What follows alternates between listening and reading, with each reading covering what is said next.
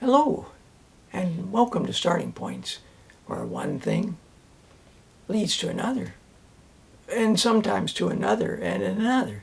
And that's the kind of example I have for you tonight.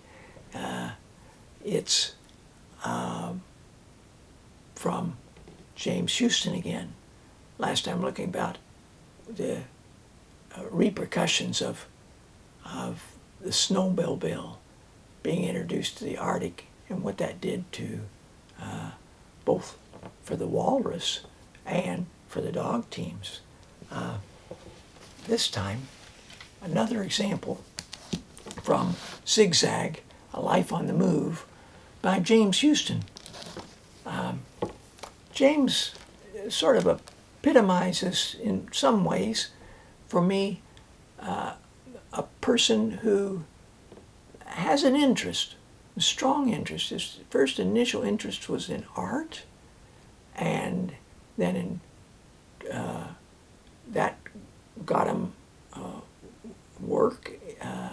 He saw where he could use that in his work in the Arctic, and was asked to establish a cooperative for Inuits to make prints, and that led to other things. It led to Steuben contacting him and hiring him to be a designer of glass sculptured things, such as on the cover of this book.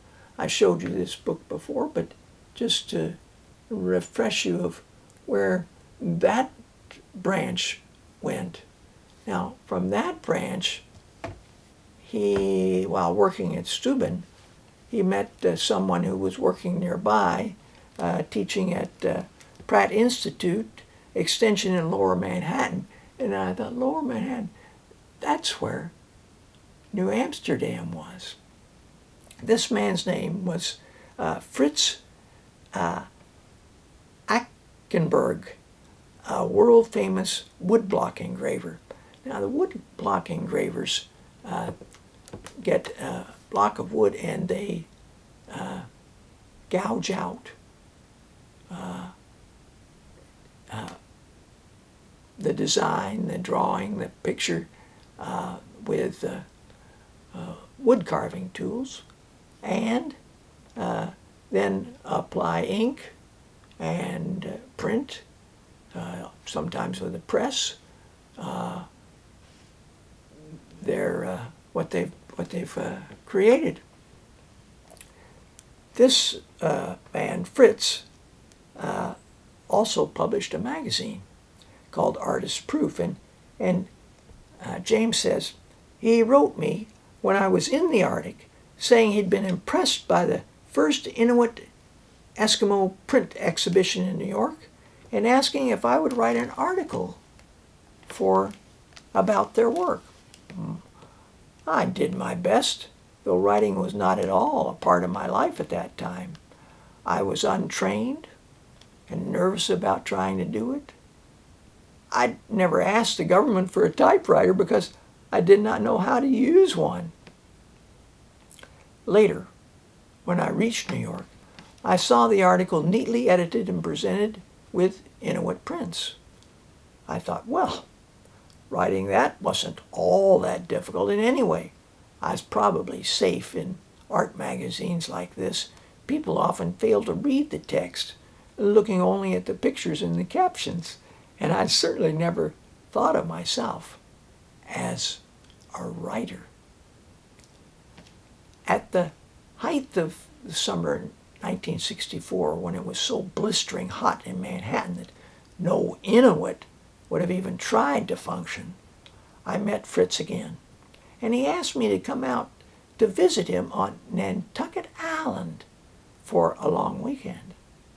I jumped at the chance, for I knew that place had been part of the inspiration for Herman Melville, one of my great literary heroes. Well, they visit a small museum. A wonderful collection of scrimshaw was on display. Most of it sailors' engravings, scratched into ivory sperm whale teeth. Here's a book that gives some of the history of this artistic craft used by sailors, maybe with no artistic training, but they would sketch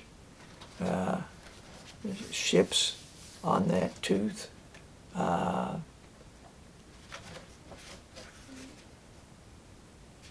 Sometimes even hollowing that out, making a lamp, and so the light was inside.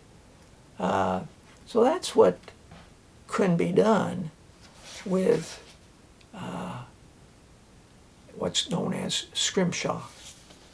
So he gives this portfolio of and history, etc., of fascinating. Ivory, of course, has got some limitations in terms of sources, and that's a good thing, in my opinion. So, we then returned to his house. He told me an ancient German fairy tale, and in return, I told him the Inuit legend of Tikalik-Tik. He liked it very much and said, "I'll have someone visit us for tea tomorrow. You'll have to tell her that story." And next day I did. The visitor, a delightful woman named Margaret McElderry, seemed thrilled by that legend. And somehow, almost magically, we all remained lifelong friends. When I returned to Steuben in New York the next day, Margaret McElderry was already in New York. She telephoned the office and said, "What's the name of that Tikalik? Anyway, you should make a book of it. I'm sure we'd like to publish it." Margaret McElderry, I soon learned, was one of the two most highly regarded children's book editors in North America. But I was determined to put a stop to this writing idea. "Sorry to tell you, I can't write books," I told her, "but I'll be glad to tell someone the story, and then I'll illustrate it." "You're going to write and illustrate that story," she said, laughing in her wonderful way. "You just start thinking about it. I'd like to see it on next year's autumn list here at Harcourt Brace and World." Now, what kind of a marvelous miracle is that for a Canadian who has just come stumbling into the U.S. out of the frozen north? I thought about it all right. It had long been in my mind, an Inuit legend for years, as well known there in the eastern Arctic as, say, Robin Hood or Treasure Island is in English-speaking homes. By the end of the week, retelling the story to myself as I walked to work, I knew it by heart. So then he meets with Margaret again. She's made some suggestions to him about double spacing, leaving room for corrections, and about the illustrations. So she gave him some advice about both of those aspects. And so he went to work. Two-tone, black crayon, pencil, on transparent photo paper. Don't waste time looking for it. It's gone. It was grainy and broken to all kinds of light grays to dead black. Those half-tones, as I've been told, could be reproduced for exactly the same price as ordinary type. I had a wonderful time all weekend and took all the drawings with me to work on Monday. I had lunch with Margaret that day and was delighted She liked all of them, save one or two, which I gladly redrew. I spent quite a bit of time on dust cover, drawing the illustration for it, and worrying about the location of the title and the style of the lettering. I still worry as much about these now, after 30 books, as I did then. So there's his cover, the print style, and all. Now, I've shown you this book and The White Archer.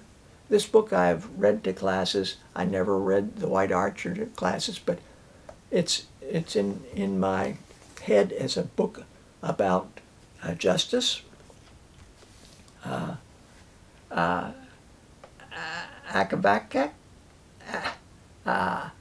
Akavak, an Eskimo journey, and Wolf Run, a Caribou Eskimo tale, have all been republished in one paperback edition by Harcourt Brace.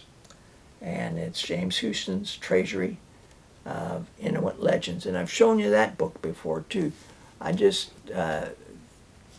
think that's because this book's still available, it would be I think a neat experience for 10-year-olds and up. Now, in 1968, I had lunch with two editors from Harcourt Brace and World. One, my children's book editor, Margaret McElderry, and the other, Julian Muller, the senior editor of adult books. Julian was a precise old Navy guy, very experienced in the publishing world, and Margaret had me tell him the story of 3 American whalers who had lived and died among the Eskimos. I'd learned about that story from elders from Cape Dorset. Why don't you write that as an adult book? They both suggested. Margaret, being fully occupied with children's books, said she'd never edited an adult novel before, but she was characteristically kind enough to take it on. We were supported by Julian Muller. I agreed to try it, although I'd never dreamed of undertaking such a task. But then, I'd never dreamed of writing children's books either, and that had proved possible. So, we can't predict where these branches might take us if we are following our interests and broadening our interests and skills. Who knows? And so I thought James Houston is an excellent example, the way he writes about it here, of how that can happen in one's life. Well, thanks for joining me, and until next time, bye for now.